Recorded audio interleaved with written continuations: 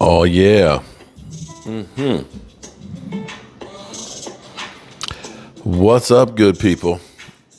I love this music.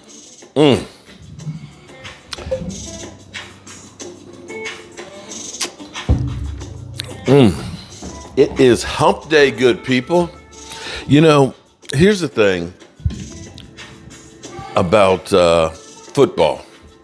It's so good because half of the week is gone. That bad taste in our mouth, it's time to move on.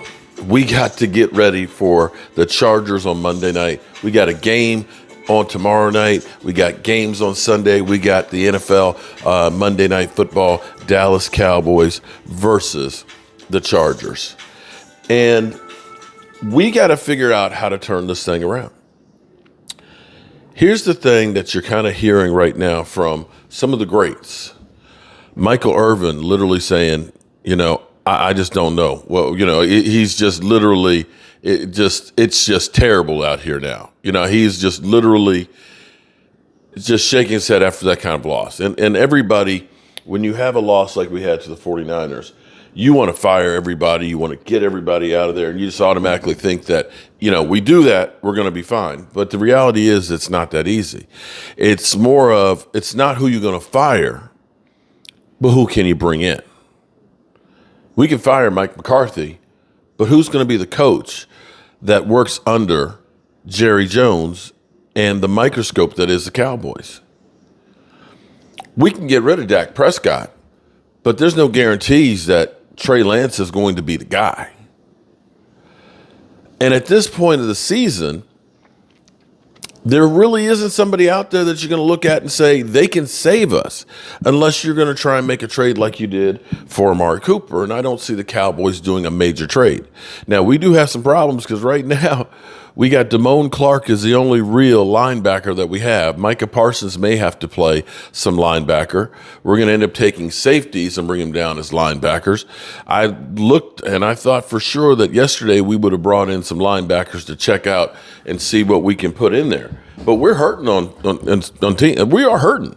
We are hurting at linebacker, and we're getting really nicked up on this defense. But here's the big question. When you hear somebody like Deion Sanders, and I want to play what Deion Sanders said. Now, Deion Sanders has turned around the University of Colorado, the Buffaloes. They went from being a one-win team and not having a lot of talent, and him coming in there and kicking ass. You'll remember that there were a lot of players when he got there were just like, he's so mean. They wanted to get out of there. They wanted to get out of there because he put foot in ass and let them know, you guys weren't shit. You were one-win team last year. The shit that you were doing last year, that's out. That's done.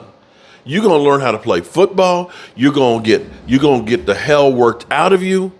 You're going to be somebody. And sometimes you need somebody to put a foot in ass. And those of you who don't want to, get out. Get out.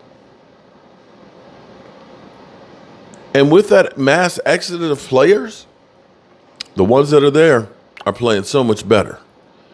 But now you got guys that are knocking down the doors that want to play for him. So you have to weight some of what he has on there. Let's listen to Deion here real quick. You speak of ramifications of where the Cowboys are right now. What do the Cowboys need to do to get those ramifications back intact so they can compete with that of the 49ers? Because based on what we just saw, it ain't looking good. See, the thing about the 49ers, they have several players out there right now that you know what you're going to get every Sunday. Like, it's several of them that you know what you're going to get. And the quarterback is playing out his mind. And he wasn't even slated to be one of those guys. The Cowboys have guys that's supposed to be dogs.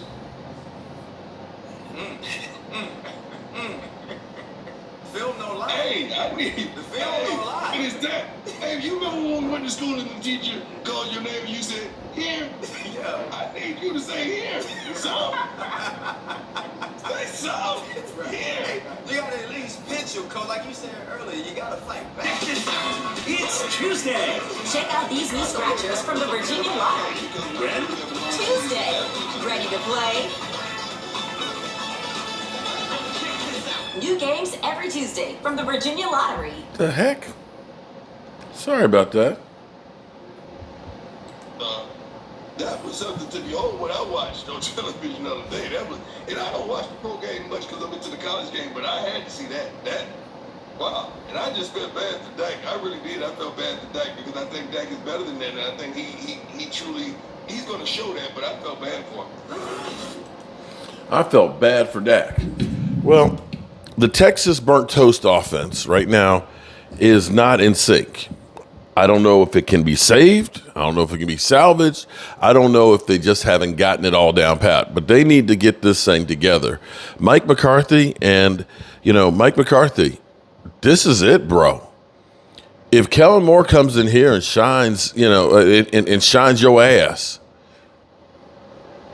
I don't know what's going to save you.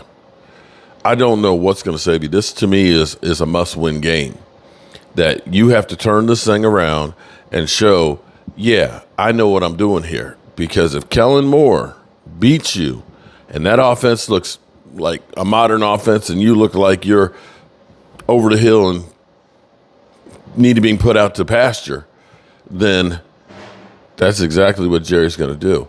I don't think Jerry's got a lot of patience. Now, the interesting thing is when you start hearing this, you understand what Deion means. You understand what Michael Irvin means. When you say Dawgs, even say Des Bryant, CeeDee Lamb, and I'm not trying to throw CD under the bus, but CD is supposed to be one of those dogs. CD should be that guy out there, Dak, get me the damn ball. Dak, listen. Screw that shit they're putting out here. Get me the ball. I want the ball. We got to turn this shit around.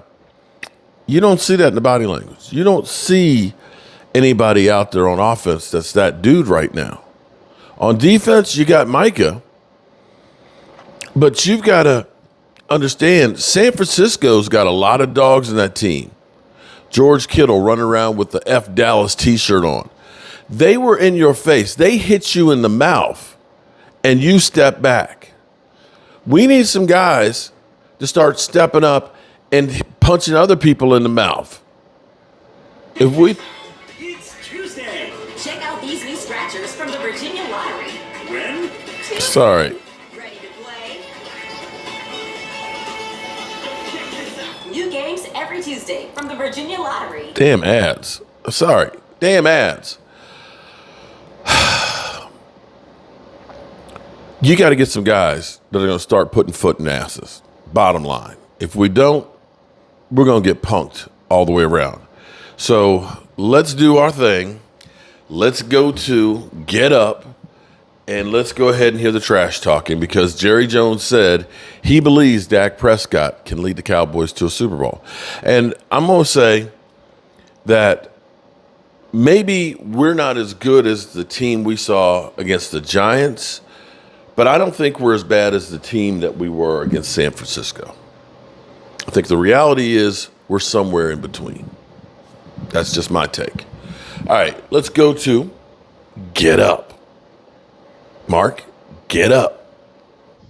All righty, so Jerry Jones yesterday spoke on Dak Prescott. Said he's the guy who can get us to a Super Bowl. Honestly, what else is he going to say? Is he going to say, oh, he's not the guy that can get us to a Super Bowl? No, he's not going to say that. He can't say that. That doesn't work. But let's listen to the talking heads and see what we got. Jerry Jones yesterday with high praise for his quarterback, Dak Prescott, after a 42-10 loss in San Francisco. Listen. Dak Prescott is a quarterback that can get us to the Super Bowl, and that's the way that's going to be. Let me be very affirmative. I completely believe that we have the quarterback that can take us where we want to go. Super Bowl. What do you think? I mean, he's saying that. Do we believe he means that? he's supposed to say that no matter what, right? It doesn't benefit him to say anything otherwise right now. I do believe it's true. I think we're all a bit emotional, and especially me. Like, I've been defending and supporting Dak for a while, so I was pretty disappointed watching the way that he played in that game. But when you take a couple days to step back and look at the landscape of the league and understand how difficult it is to win in this league, I think that he's the best opportunity that they have to get to the Super Bowl in the near future. So I'm with Jerry on that one. You're out of family, bro. You're already out. Don't try to get back in now. No, you're out. Yeah, He is 100% right. And you know, everybody wants to fire everybody after a bad loss. The reality is, who are you going to hire?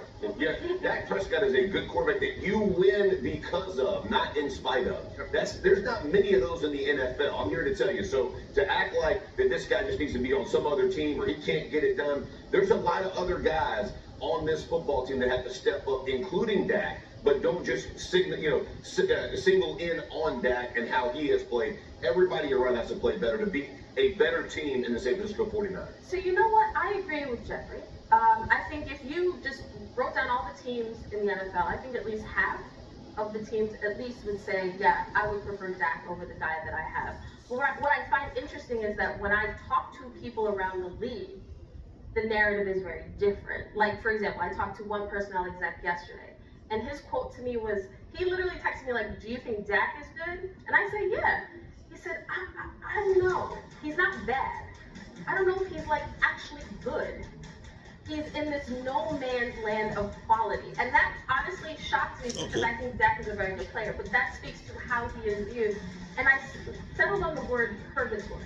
I feel like with the Dak situation, it almost feels like... You notice when he threw that pass, he's got two guys beating down on him, right? The question is, can he be a championship caliber quarterback? And I think I think he... It's a purgatory that a lot of teams would like to be in. And I don't know who the executive you're talking to, but he must be executive on a team with a good quarterback. And I think most teams in the league don't look at Dak and say, oh, well, I mean, yeah. They look at him and like, man, we can trust him. And we've had this conversation. I'd say Washington. He's not right now, the Giants. That's a special level. If you can get that, by all means. But he's at that second tier quarterback, which I think is good enough to win a Super Bowl. Can I say that before you let me say this too? This is a new coordinator with a veteran quarterback. They are 5 games in to this changing the system, learning each other. What they don't have an identity on offense right now. Go watch their tape. They don't have one yet. They have to figure this thing out. So to just assign it all to Dak, there's a lot of people in that building that have to do their job. And to go like, well, this guy is a good quarterback. That's just an absolute fabrication. Like, anybody saying this dude can't play has lost their freaking mind. I'm just telling you. The story has changed, because I remember at the beginning of the season, we were like, this defense is so good that it doesn't have to do much. We didn't see that defense. Right. Like, we got in a situation where we're like, hey, we got love to sleep. So I agree, Dak needs to be better in that situation, but we also need to hold everybody else to account. Some people out here talking trash across on their podcasts and whatnot. Get a stop, baby. Get a stop. And make it easy. Give Dak a short field. Make it easier for him. We can go short term or big picture on Cowboys here because they're equally interesting stories both ways. If you're going to look at it big picture, and maybe we can do this a little later, the league is about to come to a moment of reckoning, which is to say quarterbacks, those salaries have escalated so high that you have to decide. We all agree Dak's good. The question is, are you going to pay a good quarterback $55 million? That's the question you have to get right.